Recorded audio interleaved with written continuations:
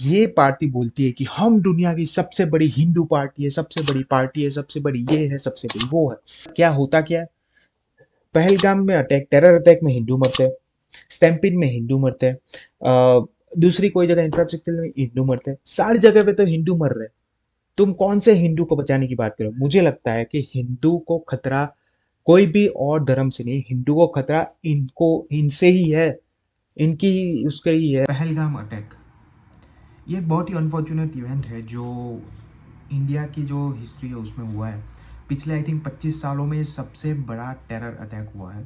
तो आज हम उसी के ऊपर बात करेंगे। मैं आज क्या ये पूरा कैसे हुआ मैं देखने वाला हूँ, मैप में भी ये देखने वाला हूँ कि कैसे इतनी दूर तक पहुँच गए, बॉर्डर से इतनी दूर तक ये लोग इतना हैवी सामान लेके कैसे पहुँच गए, और कौन रिस्पॉन्सिबल है इसके लिए, किसको अकाउंटेबिलिटी लेनी चाहिए, क्या है, ये सारी चीज़ें हम बात करेंगे। तो एंड तक वीडियो देखना और सब्सक्राइब कर लेना, अगर आपने सब्सक्राइब नहीं किया है चैनल को, लाइक भी कर देना। तो सबसे पहले तो my deep condolences with the families of the victim who died in this horrifying terror attack. ये बहुत ही कायराना हरकत है, मतलब इसमें जिस जो भी शामिल हो, चाहे फिर वो पाकिस्तान हो या फिर वो कोई भी टेररिस्ट एजेंसी हो, सारी ये बहुत ही कायराना हरकत है जो इन लोग ने करी है। और वो तो बेचारे क्या है, टूरिस्ट तो बेचारे वहाँ पे आए थे, 10-15 दिन की उनको छुट्टी मिलती है साल की, तो वो सोचा कि चलो ठीक है, अपने देश का ही पार्ट है, जाएंगे। और कश्मीर को बोलते भी हैं हम हेवन ऑन दी अर्थ बोलते हैं, स्वर्ग है वो अर्थ पे, ऐसा बोलते हैं, उसका नाम है, सेकंड नाम। बट कल वो जो हेवन है वो अ, ये 28 लोगों के लिए नर्क बन गया। तो मैं तो प्रार्थना करता हूँ उनके फैमिली को भगवान स्ट्रेंथ दे उनको, और जो भी घायल हुए, जो भी इंजर्ड हुए इस पूरी अटैक में, वो जल्दी से जल्दी रिकवर हो जाए। बहुत सारे लोग हैं जिन्होंने लाइव देखा बट वो बच गए, क्योंकि वो टाइम पे निकल गए थे। और एक बहुत ही वो हिली एरिया है, मतलब एक पूरा ग्राउंड है बहुत बड़ा, और उसके आसपास पूरे जंगल है। तो उसमें उन लोग आए, उन लोगों ने सबसे पहले धर्म पूछा कि तुम धर्म कौन से धर्म के हो। अगर नहीं बताया तो उन लोग ने पैंट उतार के देखा कि तुमने खतना करवाया कि नहीं। वो फिर उनको बोला कि कलमा पढ़ो। अभी कलमा इंसान को कैसे आएगा अगर कोई और धर्म का है? तो वो नहीं पढ़ा तो उनको पॉइंट ब्लैंक से मार दिया। ये बहुत ही एक दुखद है, और मतलब तुम सोचो क्या बीत रही होगी। मैंने जब वो पिक्चर्स देखी, वीडियोस देखी, स्पेसिफिकली मैंने जब वो पिक्चर देखी जहाँ पे वो लड़की बैठी है और उसका हस्बैंड नीचे ज़मीन पे लेटा हुआ है, जो मर गया है, जिसको टेररिस्ट ने उसी के हस्बैंड को पूछा कि तू हिंदू है या मुस्लिम है, और वो दे मतलब उसके हाथ में चूड़ा भी था। तो they just got married like maybe some few days ago, और वो लोग वहाँ पे घूमने के लिए आए थे। बट टेररिस्ट ने उनको भी नहीं बख्शा। और साथ साथ दूसरा एक कपल था, तो वो कर्नाटका वाला, जहाँ पे वो उसने उसके हस्बैंड को मार दिया, और वो लेडी ने बोला, इतनी हिम्मत लेडी की कि उसने बोला। आप देख रहे हो कि हमारे देश की महिला की इतनी हिम्मत है कि वो टेररिस्ट को बोला कि तू मुझे भी मार दे, बट उसने बोला कि जा बता दे अपने मोदी को कि हम कौन है। तो ये एक मतलब ओपन ये मोदी जी को ये चैलेंज दिया है उन लोग ने कि तुम बताओ, हमें कुछ करके दिखाओ, क्योंकि अब तक 24 आवर्स से ज़्यादा हो गए, 24 नहीं 36 आवर्स हो गए उस अटैक को, लेकिन अब तक वो जो 4 या 5-6 कुछ लोग थे वो पकड़े नहीं गए। और देखने वाली बात ये है कि वो कैमोफ्लेज करके आए थे, मतलब अपने इंडियन आर्मी के कपड़े पहन के आए थे। वो उन लोग ने उसके बाद शुरू करी है। तो आप देखो कि वो लोग आ गए वहाँ पे, ये सारी हरकतें करी उन लोगों ने, और फिर वो निकल भी गए वहाँ से, और अभी तक पकड़े नहीं गए। उन लोग ने कितनी प्लानिंग करी होगी, सबसे पहले आने का रूट, फिर जाने का रूट, कि ये पूरी जो ये जो वारदात है वो पूरी करके हम निकल जाएँगे वहाँ पे, कौन से रास्ते से एग्ज़िट लेना है वो भी कर दिया। बट स्टिल वहाँ पे नो कोई सिक्योरिटी नहीं थी। तो जब तक पुलिस आती, जब तक सीआरपीएफ या जो भी जवान की टुकड़ी आती, तब तक वो लोग अपना काम करके निकल गए थे। आप सोचो ये कितना इसमें प्लानिंग इन्वॉल्व था, और ये पूरी प्लानिंग किसी को नहीं पता थी। मतलब इंडियन आर्मी की इतनी बड़ी इंटेलिजेंस यूनिट है इंडियन गवर्नमेंट की, उसको भी नहीं पता था। ये एक बहुत ही स्ट्रेंज है। तो अलग-अलग स्टेट से लोग थे, गुजरात से थे, गुजरात के, यूपी के, कर्नाटका के, बंगाल के, दूसरे और स्टेट के भी लोग थे। वहाँ के खुद के आई थिंक एक जो एक इंसान है वहाँ का, मुस्लिम इंसान, जो आई थिंक घोड़े सवारी का वो जो धंधा करता है वहाँ पे, वो इंसान है जिसने आई थिंक वो टेररिस्ट को बोला कि ये सब मत करो, यहाँ से निकल जाओ। तो उसने आई थिंक ऐसे भी आ रहा है कि उसने अप उनकी जो बंदूक है वो भी छीनने की कोशिश करी, बट उन लोगों ने उसको भी मार दिया। तो आई थिंक 1 या 2 मुस्लिम भी मरे, लेकिन मेजॉरिटी में हिंदू मरे। So this is like Hindu genocide that happened, हम बोल सकते हैं इसको।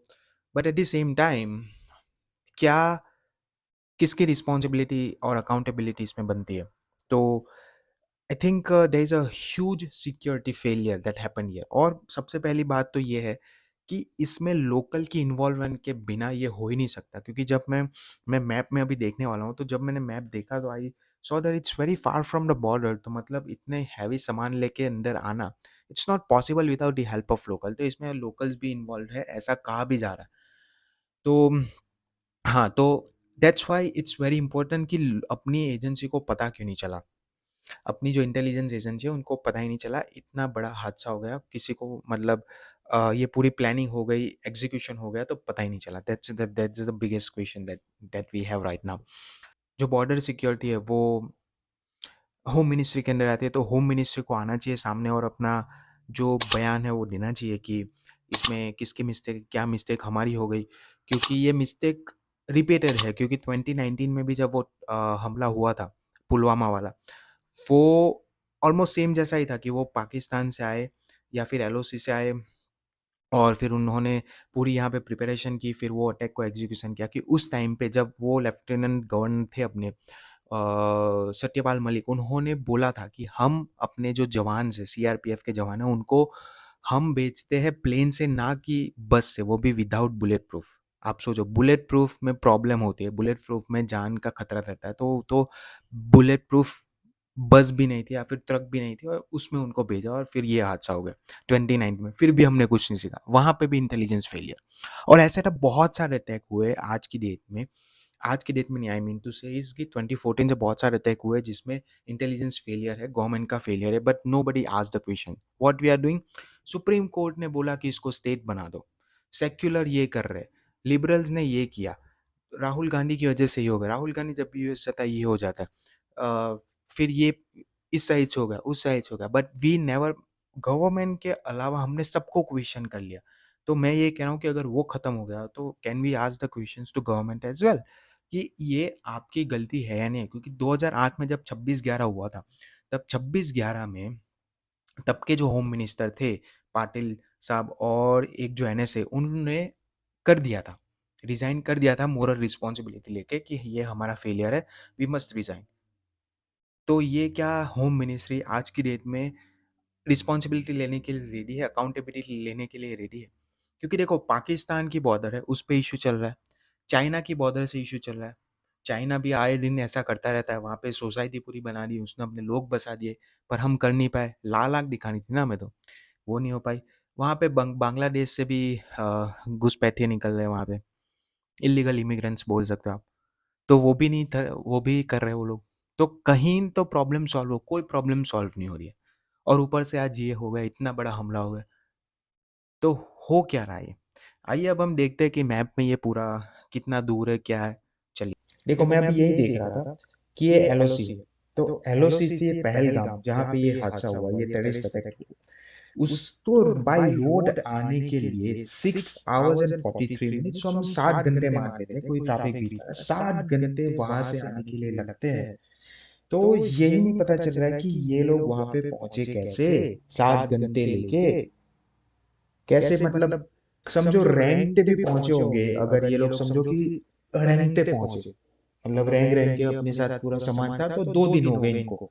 तो 2 दिन होने के बाद भी पता क्यों नहीं चला, जब ये लोग देखो यहाँ पे आ गए थे,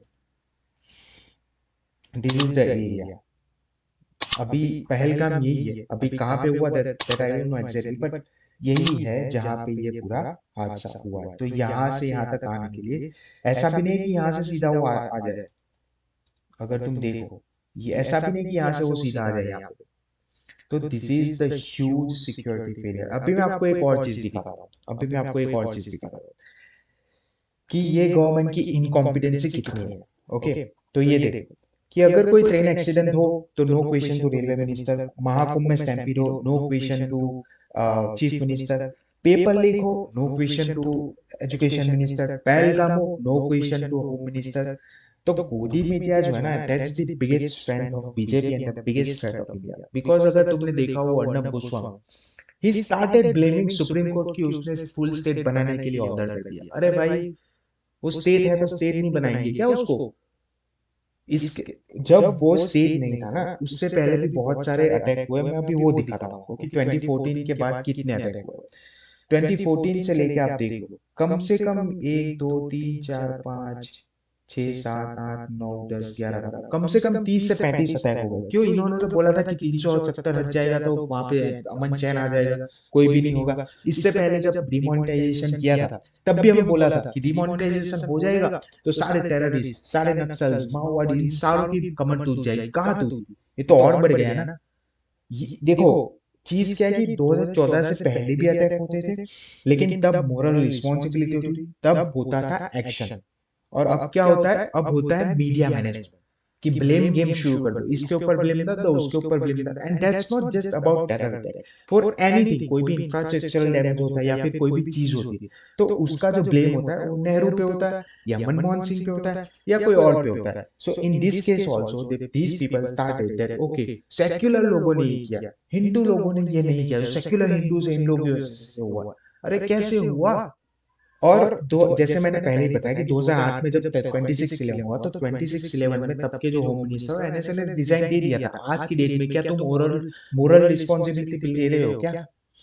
वो भी नहीं हो रही है। तो तुम देख लो the least of attack that happened, and 2019 में सबसे बड़ा अटैक हुआ था। तो ये जो अटैक हुआ था उससे हमने कुछ सीखा? कुछ भी नहीं सीखा। क्या सीखा? देखो, ये पार्टी बोलती है कि हम दुनिया की सबसे बड़ी हिंदू पार्टी है, सबसे बड़ी पार्टी है, सबसे बड़ी ये है, सबसे बड़ी वो है। क्या होता क्या है? पहलगाम में अटैक, टेरर अटैक में हिंदू मरते हैं, स्टैम्पीड में हिंदू मरते हैं, दूसरी कोई जगह इंफ्रास्ट्रक्चर में हिंदू मरते हैं, सारी जगह पे तो हिंदू मर रहे हैं। तुम कौन से हिंदू को बचाने की बात कर रहे हो? मुझे लगता है कि हिंदू को खतरा कोई भी और धर्म से नहीं, हिंदू को खतरा इनको, इनसे ही है, इनकी उसके ही है। ये लिख के ले लो। अगले आज आज ही अभी मैंने कहीं पे न्यूज पढ़ा कि मोदी जी की रैली है वहां पे, कहाँ पे? बिहार में अभी इलेक्शन आने वाला है, वहां पे रैली, वो कुछ 10-15 हज़ार करोड़ का जो प्रोजेक्ट है उसका उद्घाटन करने वाले हैं। इतना बड़ा हादसा हुआ है, but this man can't avoid his rallies. क्यों करना है? तुम लिख के ले लो, तुम लिख के ले लो, ये इंसान इसको भुनाएगा भुनाएगा भुनाएगा, जो 2019 में किया था। 2019 में जनरल इलेक्शन से पहले ही अटैक हुआ। उसने क्या बोला क्लियरली रैली में कि भाई, क्या आपका वोट हमारे जवान के नाम पे हो सकता है क्या? This was his statement. जाके देख लो, इंटरनेट पे पढ़ा है। तो ये सेम चीज ये होने वाली है कल। और मीडिया ने इसको कैसे वो किया, प्रोग्राम किया, मैं आपको दिखाता हूँ। मैंने मतलब मैं सुना था आपको, मुझे परफेक्टली याद नहीं है, बट मैंने पढ़ा है। मीडिया ने इसको ऐसे दिखाया कि कल पीएम मोदी बिहार में जो रैली करने वाले हैं उसमें पाकिस्तान को जवाब देना। अटैक हुआ कश्मीर में, आपकी मीटिंग चल रही दिल्ली में, and you will answer that in the Bihar. तो मुझे लगता है कि ये ना उसका पूरा प्रोग्राम मैनेजमेंट हुआ है, क्योंकि मोदी जी सऊदी अरेबिया में थे, जो 24 को आने वाले थे, वो 23 को ही रात को आ गए। एंड देन क्योंकि उनको दूसरे दिन जाना था, तो ये सारी मीटिंगों का दौर जितना भी हुआ इसके रिलेटेड, ये अटैक के रिलेटेड, वो खत्म किया एक दिन में, और दूसरे दिन ही स्टार्ट ही होगा। मतलब कोई अगर कि जितना सेंसिटिव इंसान होगा ना, वो बोलेगा कि भाई मुझे नहीं करनी है कोई भी रैली आज की, अभी ये एटलीस्ट एक वीक तक तो करनी नहीं है, जब तक हम एक्शन ले रहे, जब तक हम सारी चीज को डिकोड ना कर दे। अभी तक 36 घंटे हो गए, वो पकड़े नहीं गए। बताओ, इतना बड़ा, इतनी सारी फोर्सेज है, इसके बीच में हमें ये लोग मिल नहीं रहे। इतनी सारी फोर्सेस है हमारे पास, इतनी सारी इंटेल है, क्या? तो ये क्या है मतलब? This is clear failure of our government. क्योंकि इन लोग ने तो बोला था ना, ये तो बहुत बोलते थे हम तो 36 इंच, और पूरे दिन पार्लियामेंट में चिल्लाते रहते हैं कि कश्मीर फ्री हो गया है, टेरर फ्री हो गया, ये हो गया। और सबसे बड़ी बात, क्यों हम इंटरनल नेटवर्क नहीं तोड़ पा रहे? हम क्यों ऐसे लोगों को डिकोड नहीं कर पाए जो लोग इस चीज में इन्वॉल्व है? क्योंकि ये, जैसे हमने मैप में देखा कि इतना दूर है, तो ये लोकल की हेल्प के बिना हो ही नहीं सकता। क्योंकि ऐसा भी कहा जा रहा है कि इन लोग ने पूरी रैकी की पहले एरिया की, कि कहाँ है, इनको पता था कि यहाँ पे गाड़ी लेके डायरेक्टली पहुंचना पॉसिबल ही नहीं है, 3-4 किलोमीटर तक ट्रैक है, वो करके जाना है, और नो सिक्योरिटी वॉज देयर। तो ये क्या है? So see, you have to ask the question for everything. अगर गलत कुछ हो रहा है तो क्वेश्चन इस हिसाब से पूछो कि इसमें रिस्पॉन्सिबिलिटी, क्योंकि आपके अगर बैकयार्ड में कुछ हो रहा है तो आप पहले अपने आप को क्वेश्चन करोगे ना, कि आप अपने घर के जो मुखिया है उसको क्वेश्चन करोगे ना कि आपने पूरी सिक्योरिटी क्यों नहीं रखी है वहां पे, कैमरास क्यों नहीं है वहां पे, कोई सिक्योरिटी पर्सनल क्यों नहीं है, आपके बैकयार्ड में कोई घुसा क्यों, पहले सबसे पहले तो आप ये पूछोगे ना। तो this is clearly the incompetence of this government in every area। ना इनसे बॉर्डर मैनेज हो रही है, ना इंटरनल मैटर्स मैनेज हो रहे हैं, ना एक्सटर्नल हो रहे हैं, तो हो क्या रहा है, कुछ भी नहीं हो रहा है। So please ask the question without putting that bullshit on social media। We know, no deny, I'm not denying that वहां पे हिंदू को पूछ के नहीं मारा गया, पूछ के मारा गया है। तो बट वो वहां पे घुसे कैसे? That is the main big question। अभी ये सुनो, ये जो जी जनरल बख्शी ने क्या कहा ना वो सुनो। फौज को काटने का पता नहीं क्यों इतना भारी शौक आ गया, मेरे को तो समझ नहीं आता। आपको मालूम है कि कोरोना काल में 3 साल भर्ती नहीं की फौज ने कि भाई इन्फेक्शन ना आए। हर साल 60,000 लड़के हमारे रिटायर, 60 किया 1,80,000 फौज आप काट चुके हैं। बहुत पैसा लग रहा है, बाकी जगह इनको पैसा नहीं लगता, मुझे बहुत दुख होता है। पहाड़ों की लड़ाई में आपको मैन पावर, आपकी लड़ाई सारी पहाड़ों, चीन के साथ हाई एल्टीट्यूड की लड़ाई, जम्मू कश्मीर पूरा जंगल है, वहाँ बहुत मैन पावर की जरूरत होगी। आप अपना जीडीपी का 1.5-1.6% आप लगा रहे हो, बाकी देश है 2% के ऊपर वो लगा रहे हैं, 3% के ऊपर। रशिया तो 8% अपना जीडीपी लगा रहा है क्योंकि वो लड़ाई के अंदर है। अग्निवीर की भर्ती कितनी हो रही है? 43,000। आप लगातार कम करे जा रहे हैं, उसमें से भी 25% ही रखेंगे, बचेंगे। देख लो भाई, इनको कोई फर्क नहीं पड़ता कि देश की सिक्योरिटी, नेशनल सिक्योरिटी, इस फालतू के ये फेक नेशनलिज्म दिखाते हैं। This party shows fake nationalism. Okay, क्योंकि अगर सही नेशनलिज्म होता तो जहां पे रशिया 8% अपनी आर्मी पे लगा रहा है, ये लोग काट के तो सबसे पहले तो वो अग्निवीर लेके आए, उसमें से 25%। और जैसे जीडी बख्शी कह रहे हैं, पिछले 3 साल से तो आर्मी की भर्ती नहीं हुई है, 1,80,000 पद खाली है। क्या होगा? ऐसा ही होगा ना फिर तो, कि आप कहीं कहीं एक एरिया में शॉर्ट हो जाएंगे, कहीं एक एरिया आपको कम।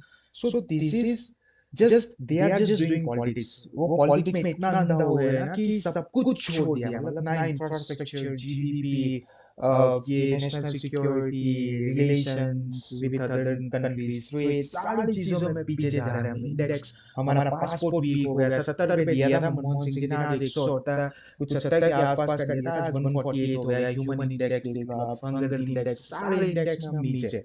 तो वो कर क्या रहे हैं? कुछ नहीं कर रहे भाई, ये सिर्फ इलेक्शन मैनेज कर रहे हैं और कुछ भी नहीं कर रहे। जिस तरह से होना चाहिए वो कुछ भी, मतलब जो सपने दिखाए थे कि भाई साहब मतलब अमेरिका बन जाएंगे हम, अमेरिका बन जाएगा अगले 10 साल। अमेरिका क्या बनेंगे भाई, हम कहाँ जा रहे हैं वो किसी को नहीं पता। हमने कहा थे 54 था, 57 था जब हमारा डॉलर लास्ट 24 था, आज 86 हो गया है। हम बात करते विश्व गुरु बनने की, हम बात करते चाइना को हराने, कौन से फ्रंट पे चाइना को हराएंगे?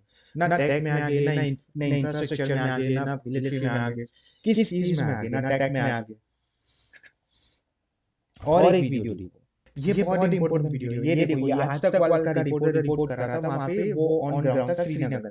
वो बोल रहा था कि जब वहां पे 2,000 लोग थे तो वहां पे कोई सिक्योरिटी पर्सनल क्यों नहीं था? ये वो दिखा रहा है। और इन लोगों ने बीच में एक काट दिया, सुनो। महत्वपूर्ण बात जो जानकारी हमारे पास मिल रही है, सुरक्षा एजेंसियों का मानना है, खासतौर से होम मिनिस्ट्री की तरफ से और उच्च अधिकारी की तरफ से और इंटेलिजेंस एजेंसीज की तरफ से कि सुरक्षा में चूक हुई है। ये मजाक नहीं है। 2,000 टूरिस्ट किसी एक पिकनिक स्पॉट पे हैं, वहां पर ना ही पुलिस बल की कोई तैनाती, ना ही सुरक्षा बल की कोई तैनाती। हम देखते हैं जब बद्रीनाथ यात्रा होती है, 10 मिनट आपने भी देखा होगा, 10 बड़ी खबर बता रहे हैं अशरफ, कि 2 विदेशी नागरिकों की भी यहाँ पर जान गई है। देखा क्या तुमने? This is the media management that they are doing right now. तुम देख रहे हो कैस किस लेवल का मीडिया मैनेजमेंट। तो इन लोगों को मैं अभी भी बता रहा हूँ, इन लोगों को कोई फर्क नहीं पड़ता, ना ही कोई आपके धर्म की चिंता है, ना ही आपकी जान की चिंता है, कुछ नहीं। ऐसे ही तुम कुचल के कुत्तों की तरह मर जाओगे, आपको पता भी नहीं चलेगा, आपकी मुर्दों में भी काउंटिंग नहीं होगी, ऐसी हालत हो जाएगी। आपको पता है ना स्टैम्पिंग में क्या हुआ? काउंटिंग आपको सही बताई नहीं गई, जब वो रिपोर्टर गया उसको धक्के मार के निकाल दिया वहां से हॉस्पिटल से। सेम कोविड में भी हुआ था, मतलब रिपोर्ट्स कह रही है कि बहुत को मिलियंस में डेथ हुई है, पर ये लोग तो हजारों में बता रहे हैं।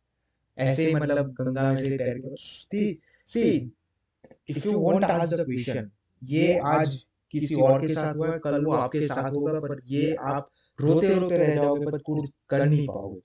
तो please ask the question, otherwise फिर तो यही हालत होगी आपकी भी, कुत्तों की तरह, कॉकरोच की तरह तुम कुचले जाओगे, और फिर एक आप नंबर बन के रह जाओगे, आपके ऊपर 2-4 दिन बात होगी और बात खत्म हो जाएगी। There will be no justice. तो ठीक है, देख लो, सब्सक्राइब कर लो, लाइक कर दो।